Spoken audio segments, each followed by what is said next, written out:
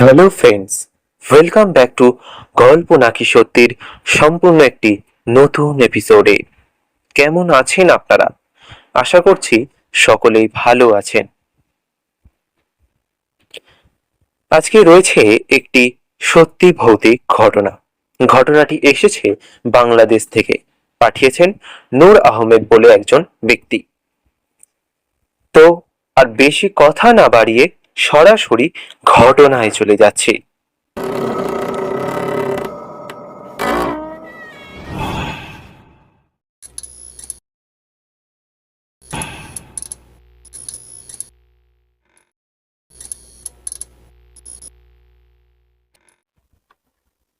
ঘটনাটা আমি যখন দশম শ্রেণীতে পড়ি তখনকার। গ্রীষ্মের ছুটিতে দেশের বাড়িতে বেড়াতে গেছি।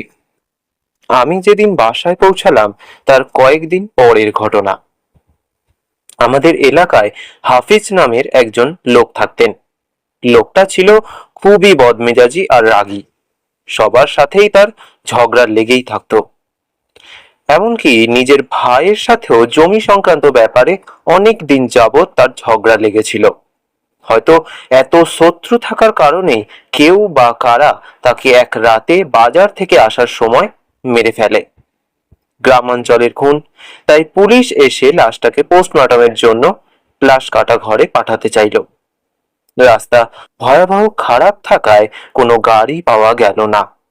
শেষমেশ এক ভ্যান গাড়ি চালককে তারা রাজি করাতে পারল লাশ নিয়ে যাওয়ার জন্য।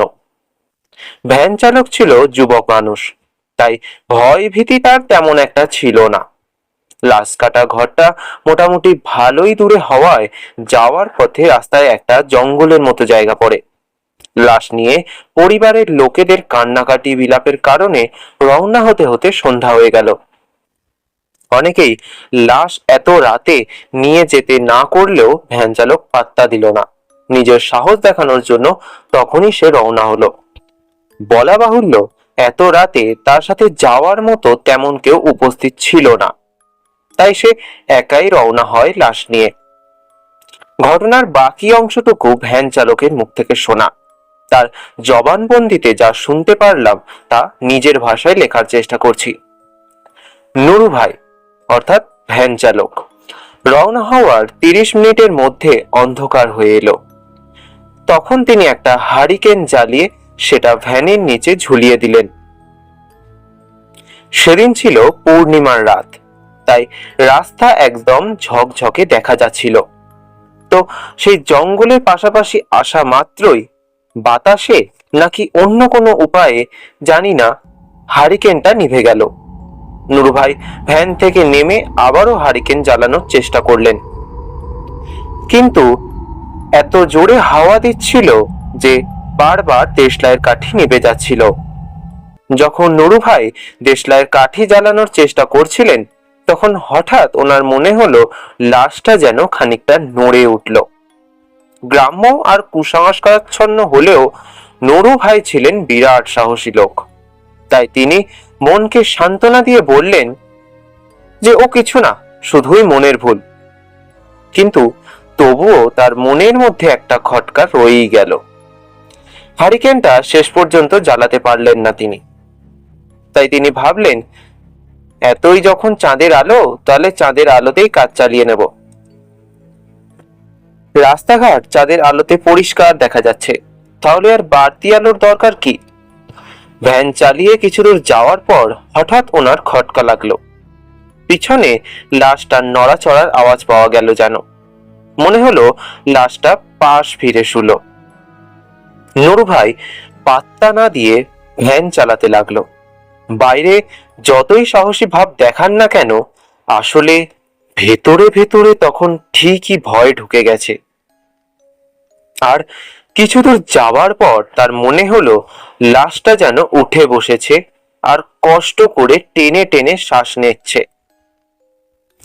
তিনি সাথে সাথে পিছন ফিরিয়ে তাকিয়ে দেখলেন, এবার আর ভুল নয়, আসলেই লাশটা উঠে বসেছে। লাশের উপর থেকে কাপড়টা সরে গেছে, চাঁদের আলোয় পরিষ্কার দেখা যাচ্ছে মুখটা। চোখের জায়গাটায় বড় গর্ত, আর মুখটাও যেন কেউ অ্যাসিড দিয়ে ঝলসে দিয়েছে।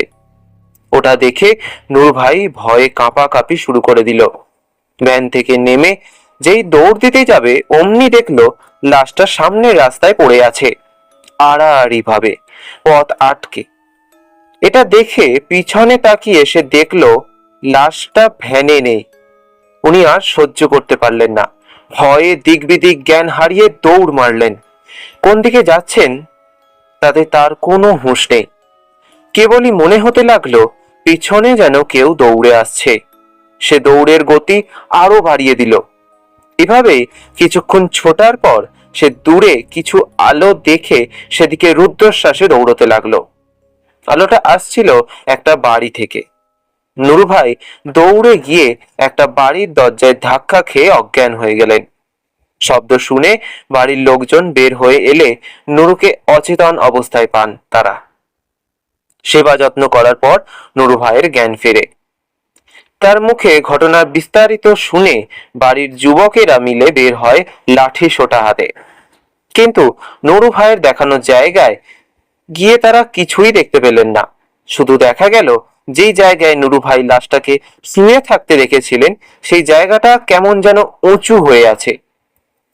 আমি নিজেও পরে জায়গাটা দেখেছিলাম, অনেকটা স্পিড ব্রেকারের মতো। ঘটনাটা এখানেই শেষ হয়ে যেতে পারত, কিন্তু ঘটনাটা আরো কিছুক্ষণ রয়ে যায়, বলা ভালো আরো কিছু দিন রয়ে যায়। এর পরের বার যখন আমি বাসায় যাই তখন শুনি যে রাস্তার মাঝে উঁচু জায়গা থাকায় সমস্যা হচ্ছিল, তাই রাস্তা কেটে জায়গাটা সমান করে দেওয়া হয়। কিন্তু এর পরদিনই আবার জায়গাটা উঁচু হয়ে যায়। আবারও গ্রামবাসী মিলে জায়গাটা কেটে সমান করে দেয়, কিন্তু কিছুদিন পর আবার সেই আগের মতন উঁচু।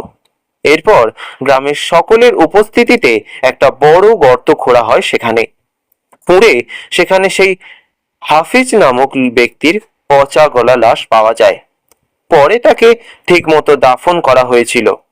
তারপর আর রাস্তাটা কখনো উঁচু হয়নি। তো দাদা, এই ছিল ঘটনা। ঘটনাটি যদি তোমার ভালো লাগে তাহলে অবশ্যই তোমার চ্যানেলে পড়ে শুনিও। অপেক্ষায় থাকবো। তো বন্ধুরা, এই ছিল ঘটনা। ঘটনাটি কেমন লাগলো তা অবশ্যই কমেন্টে জানাবেন। যদি ভালো লেগে থাকে তাহলে অবশ্যই একটি লাইক করে দেবেন। জানাবেন আপনারা কোথা থেকে শুনছেন। আপনাদের জানা যদি কোনো সত্যি ভৌতিক ঘটনা বা অলৌকিক ঘটনা থেকে থাকে তাহলে অবশ্যই নিচে দেওয়া মেল অ্যাড্রেস অথবা হোয়াটসঅ্যাপ নাম্বার 9875453753 এই নাম্বারেও ঘটনা আপনারা পাঠাতে পারেন। ঘটনা শুনে আপনাদের কেমন লাগলো তা অবশ্যই কমেন্টে জানাবেন। যদি চ্যানেলে নতুন হয়ে থাকেন তাহলে অবশ্যই সাবস্ক্রাইব করে দেবেন। তো আজকের মতো চললাম, দেখা হবে পরবর্তী ঘটনায়। ততক্ষণ পর্যন্ত সকলেই সুস্থ থাকবেন, ভালো থাকবেন।